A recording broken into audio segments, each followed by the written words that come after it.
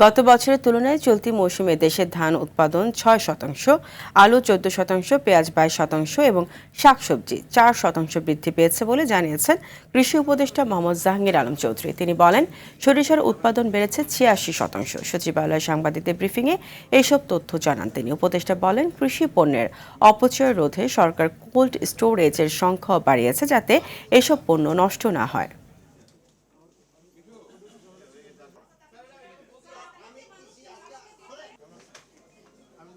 দামটা মোটামুটি রিজনেবল। যদি আবার দাম একেবারে কমে যায় সেসব কিন্তু কৃষকরা খুবই লুজার হয়। আপনারা জানেন অনেক সময় দেখা যায় যে কৃষকরা এই কী বলি স্পেশালি মূলা কফি এইগুলি গরুরও খাওয়া দেয় অনেক সময় দাম না পাইলে। নন ইউরিয়া সার 1961 সালের পরে এখন যে মজুদ এই হলো সবচেয়ে বেশি মজুদ।